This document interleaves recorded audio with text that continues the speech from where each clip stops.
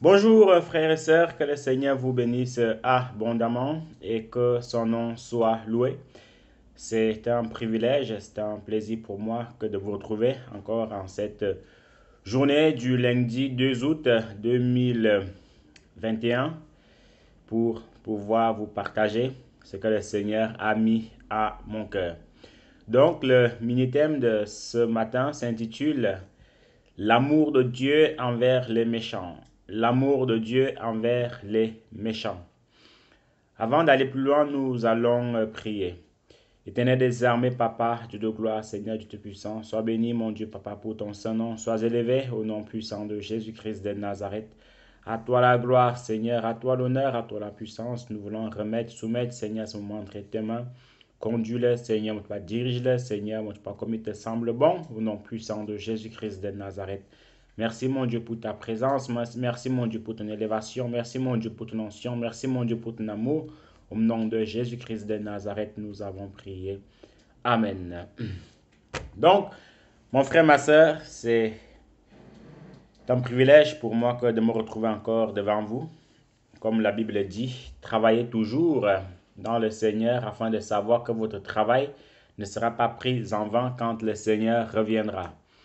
Donc, nous devons être contents de travailler pour le Seigneur. Nous devons être fiers de partager sa parole. Ne jamais le faire par contrainte, ne jamais le faire parce que, comme si on nous mettait un couteau sous la gorge. Non, il faut le faire avec amour, il faut le faire avec joie. Donc, le thème, comme on l'a dit tout à l'heure, s'intitule L'amour de Dieu envers les méchants. C'est un thème assez spécial puisque nous allons voir comment et jusqu'où l'amour de Dieu peut aller, comment en fait l'amour de Dieu s'est manifesté dans des hommes ou dans des démons qui est inexplicable en fait. Inexplicable, on pouvait se dire, mais Seigneur, mais qu'est-ce qui se passe?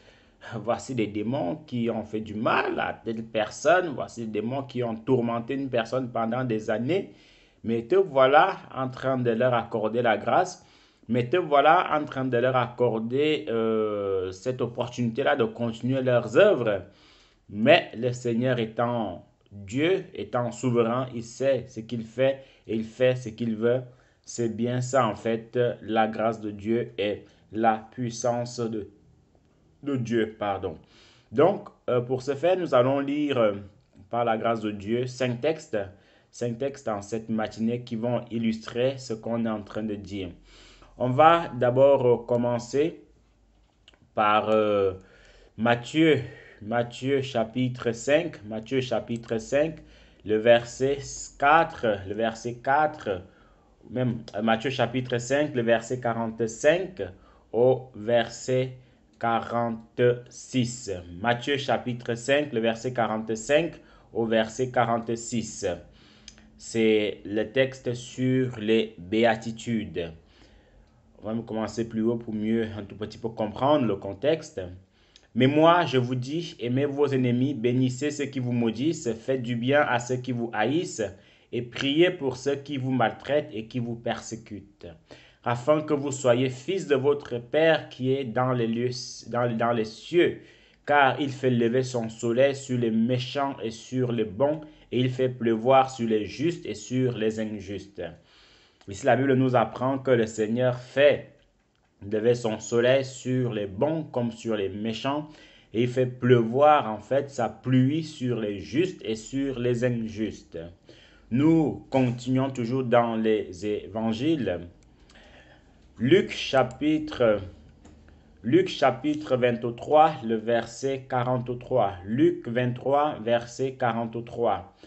Jésus lui répondit, je te le dis en vérité, aujourd'hui tu seras avec moi dans le paradis. Luc 23, verset 43.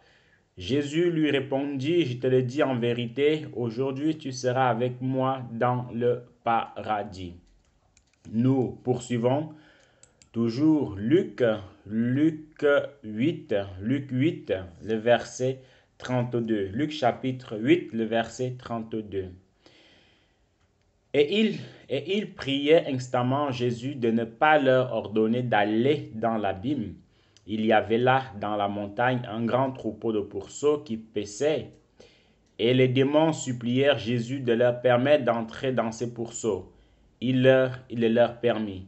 Les démons sortis de cet homme entrèrent dans les pourceaux et le troupeau se précipita des pentes escarpées dans le lac et se noya. Nous poursuivons Jonas chapitre 3, le verset 6. Jonas chapitre 3, le verset 6. La chose parvint au roi de Ninive, il se leva de son trône, ôta son manteau, se couvrit d'un sac et s'assit sur la cendre. Et il fit faire dans Ninive cette publication par ordre du roi et de ses grands, que les hommes et les bêtes, les bœufs et les brebis ne goûtent de rien, ne pèsent point et ne boivent point d'eau. Dernier texte de ce matin, on va se rapprocher, on va aller dans 1 roi chapitre 21, 1 roi chapitre 21, le verset 17 au verset 27. 1 roi chapitre 21, le verset 17 au verset 27. Alors la parole de l'Éternel fut adressée à Élie le Tishbite. Lève-toi, descends à la rencontre d'Akab, le roi d'Israël, qui se trouve à Samarie.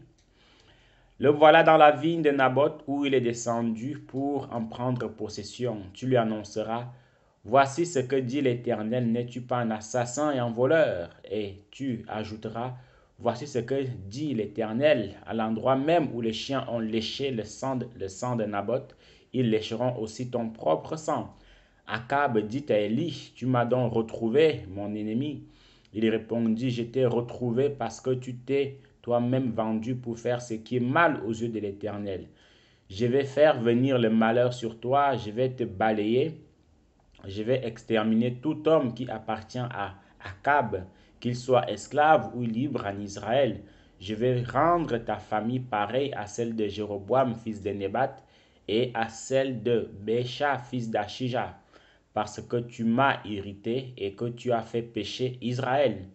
L'Éternel parla aussi à Jézabel. Il dit, les chiens mangeront Jézabel près du rempart de Jisraël. Les membres de la famille d'Akab qui mourra dans la ville sera mangé par les champs, et celui qui mourra dans les champs sera mangé par les oiseaux. Verset 27. Après avoir entendu les paroles d'Élie, Akab déchira ses habits, se couvrit d'un sac à même la peau et jeûna. Il dormait avec ce sac et il marcha tout lentement. La parole de l'Éternel fut adressée à Élie le Tishbite. As-tu vu qu'Akab s'est humilié devant moi? Eh bien, parce qu'il s'est humilié devant moi, je ne ferai pas venir le malheur durant sa vie. Ce sera pendant la vie de son fils que je ferai venir le malheur sur sa famille. Amen. Donc, mon frère, ma soeur, voilà un tout petit peu le texte, les différents textes que nous avons lus qui vont illustrer ce qu'on va dire. Ce sont des textes assez interpellants, ce sont des textes assez intéressants dans la mesure où on voit comment les gens qui ont fait le mal toute leur vie, et le Seigneur leur a accordé la grâce de se repentir, le Seigneur leur a accordé la grâce de revenir en fait sur le bon chemin. Et on voit comment le Seigneur va encore beaucoup plus loin. On voit encore comment le Seigneur pousse encore sa pensée, même en accordant en fait sa grâce aux esprits. Frères et sœurs, la Bible nous dit en fait que Dieu est amour. Dieu est amour, voilà pourquoi en fait il est même venu sur terre pour nous sauver. Dieu est amour, voilà pourquoi il n'a jamais voulu, même quand l'enfer a été créé, ce ne sera jamais le lieu réservé pour les enfants de Dieu, ne sera jamais le lieu réservé pour les créatures du Seigneur. Mais malheureusement, en fait, voyez-vous, chacun sera dirigé en fonction de ses actes vers la fin de toute chose. Dieu n'envoie jamais personne tuer, Dieu n'envoie jamais personne faire le mal, non. C'est nous-mêmes attirés par l'ennemi, c'est nous-mêmes en fait attirés par nos mauvaises actions qu'on s'envoie en fait faire le mal.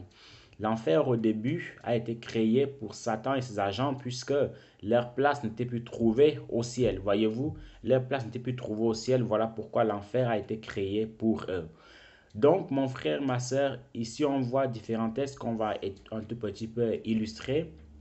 On voit dans un premier temps ce brigand à la croix qui a été sauvé in extremis à la dernière seconde. Ce brigand qui a braqué beaucoup de personnes durant sa vie, qui a tué certainement beaucoup de personnes, qui a volé beaucoup d'argent durant toute sa vie. Mais, le voici en fait par la grâce de Dieu.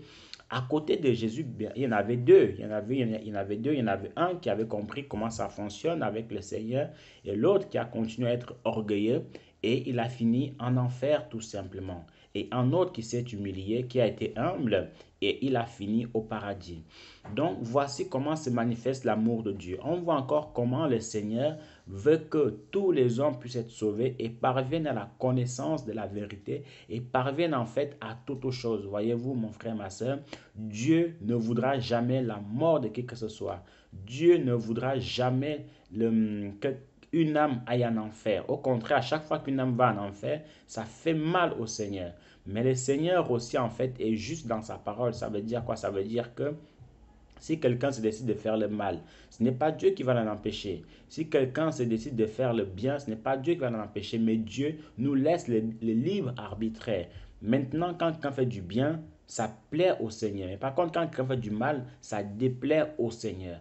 Donc, voici cette personne, ce brigand à la croix que tout le monde condamnait, que tout le monde avait déjà dit que non, ta place c'est l'enfer, que tout le monde avait déjà dit que toi là, de toute façon, c'est déjà écrit que tu iras en enfer, mais Dieu va se révéler à lui en nous faisant comprendre qu'écoute, mon amour demeure toujours en toi et tu ne mourras pas. Et même si tu meurs, tu seras avec moi dans le repos éternel. Quelle grâce, mon frère, quelle bénédiction ce brigand à la croix, en fait, a reçu à in extremis de sa vie. Frères et sœurs, vous ne pouvez pas savoir ce que ça fait d'être sauvé à la dernière seconde de notre vie. On ne peut pas savoir. En fait, c'est comme si voilà, c'est comme si en fait vous avez fait le mal toute votre vie et à la fin on vous dit que en fait ton mal est enlevé, tu es au paradis. C'est une grâce énorme, énorme, énorme, énorme. Nous voyons encore une autre grâce que le Seigneur va faire, voyez-vous, mon frère, ma soeur, aux esprits. Nous voyons cette histoire-là où il y avait en fait quelqu'un qui était possédé par des esprits impurs et quand les démons vont voir Jésus, quand le Seigneur va les chasser, au lieu que le Seigneur les envoie directement dans les lieux arides et tout ça, bah, ils vont demander, ils vont supplier le Seigneur. Les démons parlent maintenant. Ils vont supplier le Seigneur en disant que non, ne nous envoie pas dans les lieux arides, ne nous envoie pas dans l'abîme, mais permet qu'on y aille en fait dans ce troupeau de porcs. Le Seigneur pouvait leur dire, écoutez, vous avez tellement fait de mal à cette personne, vous avez tellement fait de mal à ce monsieur, donc vous méritez l'enfer, vous devez aller tout de suite. Mais qu'est-ce qui s'est passé? Le Seigneur a permis qu'il puisse aller dans ce pourceau de porc. C'est quand même assez énorme. Parce que si c'est quelqu'un d'autre aurait dit non, non, non, non, non, non, non, non, hors de question, j'envoie le feu, vous consumez. Bien évidemment, il faut envoyer le feu pour consumer les démons, il n'y a pas de souci. Il faut envoyer le feu pour les consumer, il faut les chasser. Mais on va plus loin par rapport à ça. On voit encore comment l'amour de Dieu se manifeste encore même sur les démons, sur les esprits. Alors, si l'amour de Dieu se manifeste ainsi sur les démons et sur les esprits, à combien plus forte raison sur l'être humain, mon frère, ma soeur. Donc, toi qui passes peut-être sur cette euh, chaîne YouTube, comprends que l'amour de Dieu demeure et demeurera toujours en toi de ton vivant et que tout ce que tu as pu faire comme mauvais, tout ce que tu as pu faire comme erreur, l'amour de Dieu demeure toujours en toi. Le Seigneur t'aime et il veut continuer en fait à manifester cet amour-là en toi, tu vois. Le Seigneur t'aime et veut continuer à manifester cet amour-là en toi. S'il a manifesté envers les démons, à combien plus forte raison, toi qui es sa créature, à combien plus forte raison, toi qui es un être humain, ne le fera-t-il pas? Tu vois un peu. Donc, ne te culpabilise pas, donne-toi seulement au Seigneur, confie-toi en lui et il saura comment faire pour te sauver. Ne dis pas que pour toi c'est fini, il n'y a plus rien à faire, ou on t'a condamné, ou ceci. Non, non, non, non, non. Ce n'est pas le but du Seigneur. Le but de l'être humain, c'est de te critiquer. Le but de l'être humain, c'est de te dire avec tout le mal que tu as fait, tu mérites l'enfer. Le but de l'être humain, c'est de dire que toi là, c'est même pas la peine de te convertir, parce que même si tu te convertiras en enfer, non. Ça, c'est le but de l'homme. Mais le but de Dieu, le Seigneur, lui, il voit plus loin que ça. Le Seigneur, lui, il voit plus loin que ça. Il s'est dit, ah, les hommes t'ont condamné, mais lui, il va faire de toi un grand évangéliste, il va faire de toi une grande servante de l'Éternel, il va faire de toi un grand homme de Dieu, à l'image de l'apôtre Paul, à l'image de l'apôtre Pierre. Donc, c'est comme ça que le Seigneur, lui, il voit les choses. Et c'est pour ça que la Bible dit aussi, en fait, que vos voix ne sont pas mes voix et vos pensées ne sont pas mes pensées. Ce qui veut dire que les pensées de l'Éternel ne sont pas nos pensées et nos pensées ne sont pas les siennes, en fait. Donc, mon frère, ma soeur, ou toi qui passes par là, sache que mais vraiment, peu importe. Hein, parce que même moi, si le Seigneur vient à compter tous nos péchés, je serai le premier à aller dans celui de tourment. Mais le Seigneur ne rate pas cela. Le Seigneur regarde des personnes qui font des efforts pour lui être agréable. Le Seigneur regarde des personnes qui font tout pour lui être agréable, qui demandent pardon, qui s'humilient devant lui et qui vont vers l'avant, qui vont de l'avant. C'est ce que le Seigneur regarde. Donc arrêtons de nous culpabiliser. On voit comment, avec Bible à l'appui, comment le Seigneur qui devait envoyer les démons dans les lieux arides, et ces démons vont le supplier et le Seigneur va entendre leurs supplications. Donc en fait c'est un texte extrêmement profond quand on le médite vraiment. C'est-à-dire quoi? C'est-à-dire que des démons, des esprits impurs, Satan supplie le Seigneur pour ne pas être renvoyé dans les lieux arides et le Seigneur le lui permet.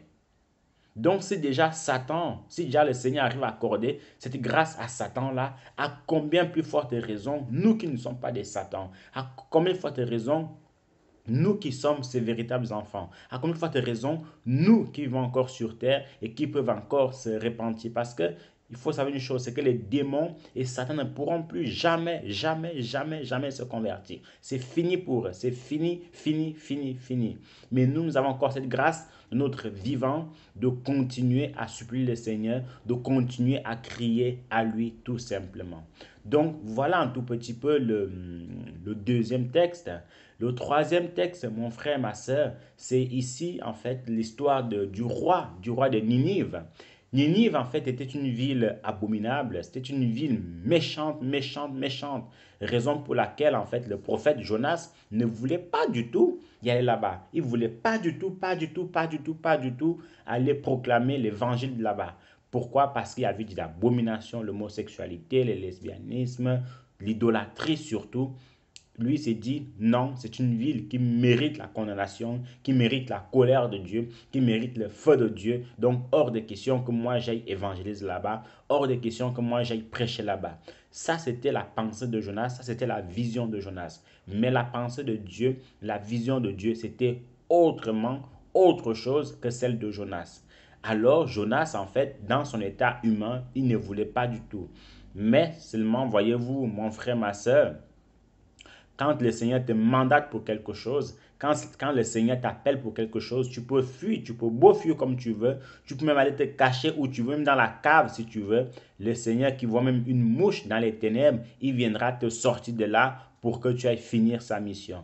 C'est pour ça que j'ai souvent dit, quand le Seigneur nous a réellement appelés, nous a véritablement appelés, frères et sœurs, ne traînons pas des pas. Frères et sœurs, ne disons pas non. Pourquoi? Parce que coûte que coûte, peu importe ce qu'il y a, le Seigneur nous utilisera toujours. Peu importe la manière, peu importe la façon, le Seigneur nous utilisera toujours.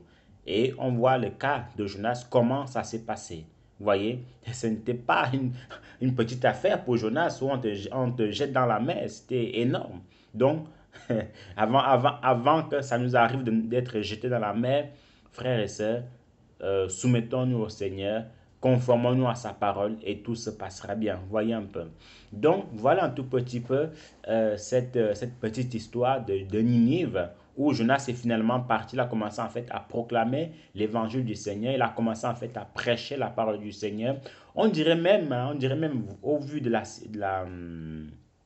l'attitude du roi, du roi de Ninive. Hein.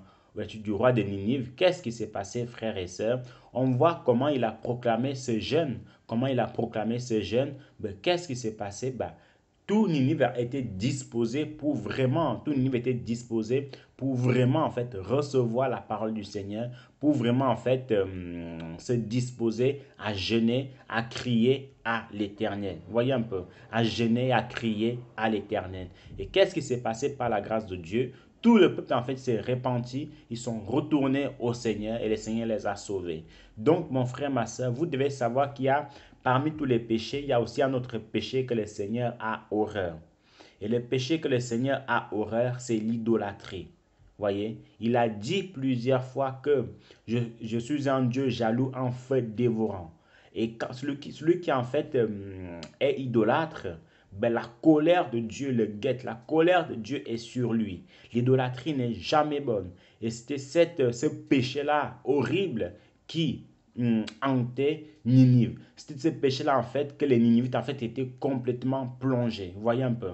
Mais voilà que malgré que ça soit un péché horrible pour le Seigneur, mais le Seigneur en fait a plutôt vu comment faire et comment ce qu'il y a lieu de faire pour sauver cette nation-là. Vous voyez un peu. Donc, une fois de plus, on voit comment le Seigneur ne regarde même pas au péché de l'homme. Le Seigneur ne regarde même pas au cœur de l'homme. Mais le Seigneur regarde beaucoup plus en fait à comment il peut faire pour sauver l'humanité. Le Seigneur regarde beaucoup plus en fait à ce qu'il peut faire pour sauver l'homme en fait. Parce que comme j'ai dit au départ, Dieu ne veut jamais la mort de qui que ce soit. D'ailleurs, la Bible dit que est-ce la mort du méchant que l'Éternel désire? Non. N'est-ce pas que les méchants se répandent et se détournent de ces mauvaises voies? Donc le Seigneur ne désirera jamais la mort du méchant. Au contraire, il veut son bien. Il veut que les méchants réussissent. Il veut que les méchants reviennent à lui. Il veut que les méchants prêchent sa parole. Souvenez-vous de l'histoire de l'apôtre Paul. Voyez un peu.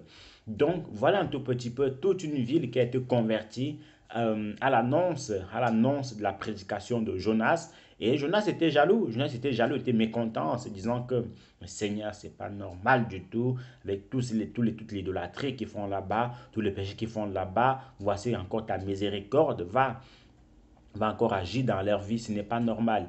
Et c'est aussi en fait ça que les enfants de Dieu se disent souvent, dans la mesure où quand le Seigneur fait grâce à un païen, quand le Seigneur fait grâce à un méchant, beaucoup de chrétiens qui croient tellement connaître plus que Dieu se disent, mais Seigneur, pourquoi tu as fait ceci? Seigneur, pourquoi tu as fait cela? Sans oublier que Dieu n'a de compte à rendre à personne.